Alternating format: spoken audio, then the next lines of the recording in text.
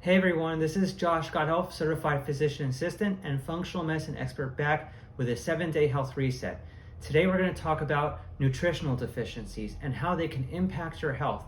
These are some of the most common nutritional deficiencies I find on lab work, and I'm going to discuss them right now. And also we're going to discuss some other lab values which are important for your health, whether it's inflammation, metabolism, or overall health. Number one I see is vitamin D deficiency. As long as someone is not taking vitamin D supplementally, I find that they will have a vitamin D deficiency. I've only found maybe a couple of patients in the past that have had decent vitamin D levels, and that's because they ate fish every day. That's because they were out in the sun midday almost every day, and only then they had decent vitamin D levels. However, most people work indoors, are indoors at the peak of the day, and even when they do go outside, the only thing that's exposed is maybe their arms, their legs, but the trunk is not exposed. So I see a lot of vitamin D deficiency. We want vitamin D ideally to be between 60 and 80 on your blood test. And the only way to see that you're deficient is really through a blood test. You will not see major deficiency symptoms or signs until it's really, really low.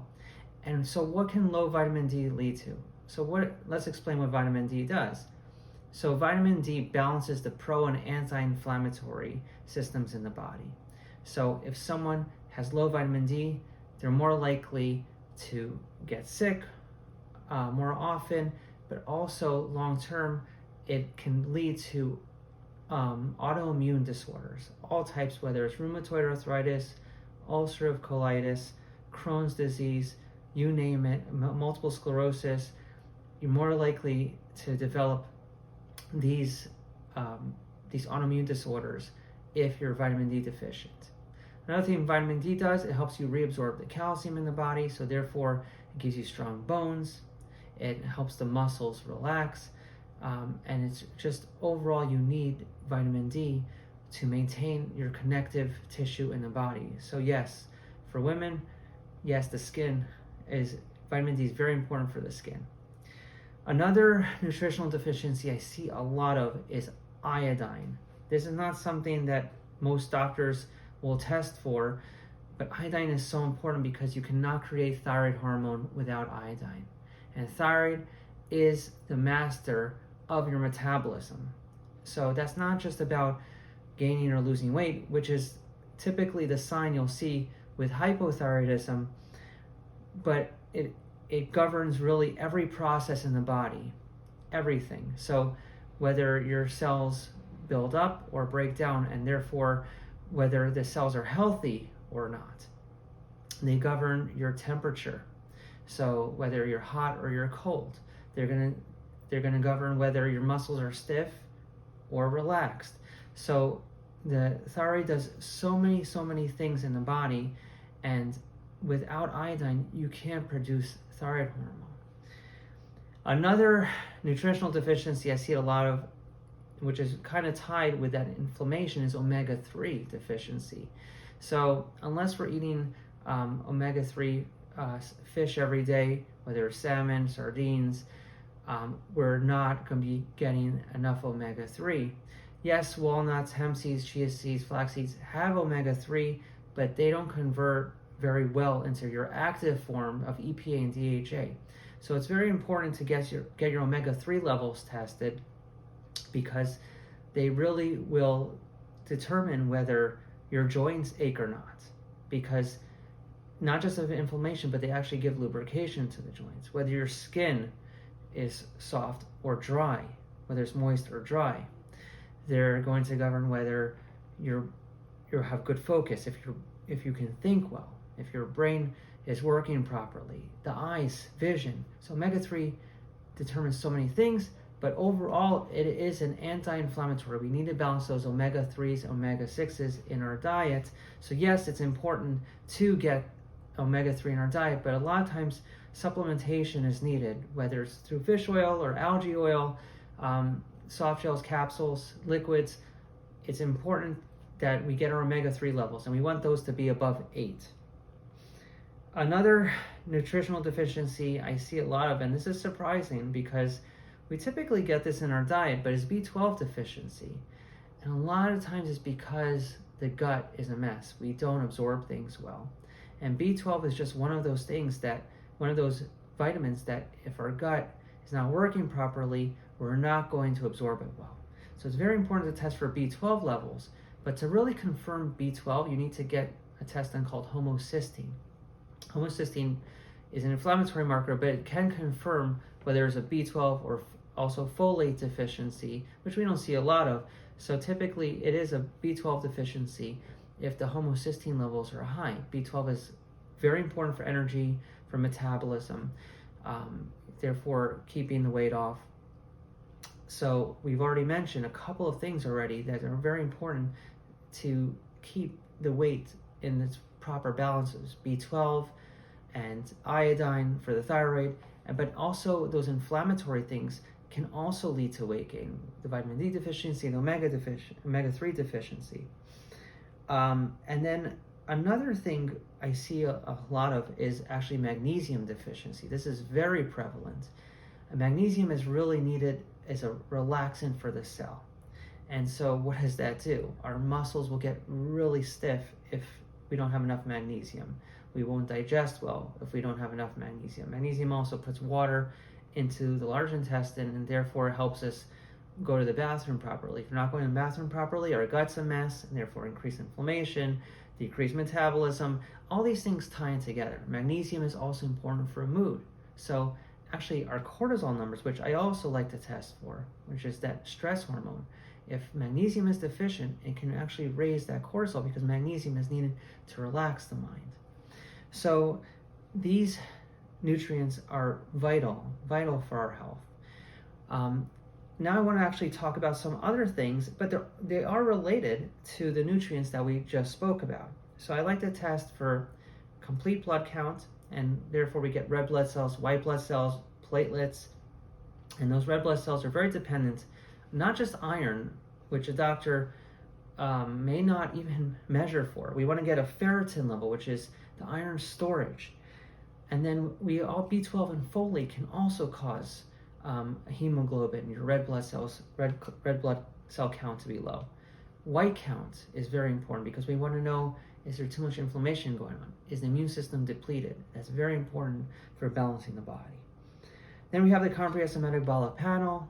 It has tests for calcium, sodium, potassium. So sodium, potassium, it's not just about taking those in, but if the adrenals are not working properly, you may see an imbalance of the sodium potassium. We can confirm that by running cortisol levels. It also tests for the CMP, comprehensive metabolic panel, can test for liver enzymes. It can test for kidney function. A very, very important test and very comprehensive. And we want to test for liver enzymes because we want to see, do you have fatty liver?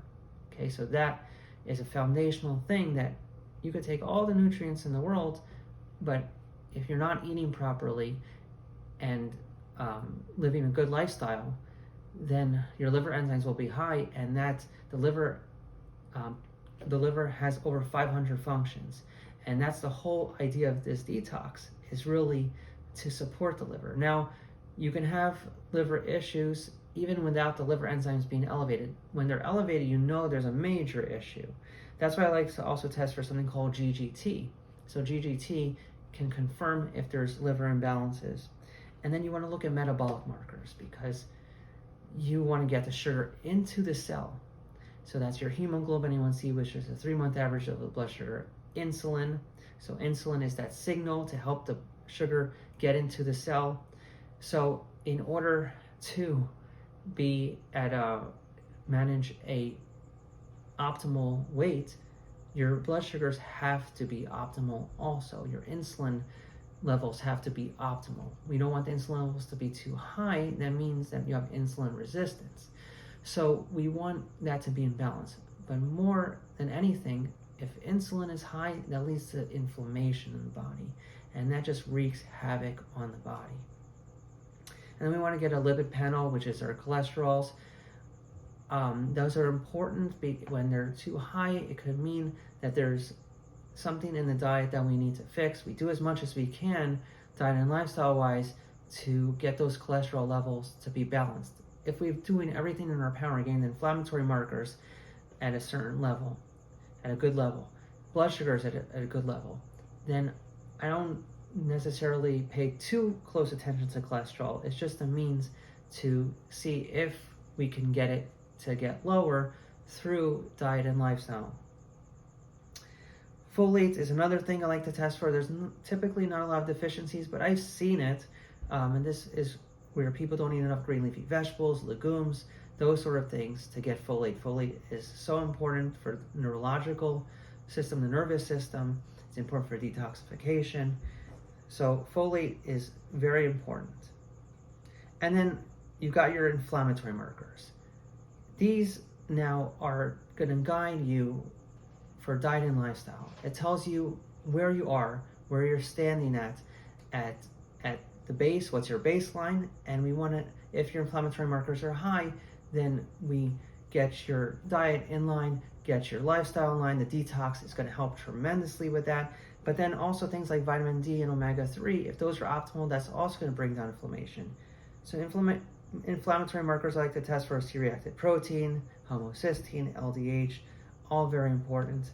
And then final thing I like to test for, I mentioned cortisol. That's going to guide, that basically tells you if you're under a lot of stress or you're burnt out, if your cortisol is too low. And that has a tremendous effect on your metabolism, and also a tremendous effect on sugar levels. If cortisol goes up, then blood sugar goes up, and that again wreaks havoc. As you see, like all these things are tying together. And then I like to get a DHEA level. Now I like to test all the hormones eventually, but I like to get the foundation set. DHEA tells us a lot about if the adrenals are working properly, if they're overtaxed, if they're overburdened. So DHEA levels, if they're low, you can supplement DHEA, but a lot of times this hints at kind of getting our emotional issues worked out.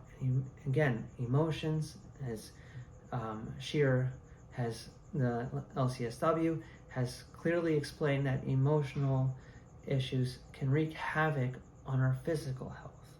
Emotional health is directly tied to physical health. It's probably about 50% of how we feel and how we function is because of our emotions. So cortisol and DHEA clues us in to some of that also.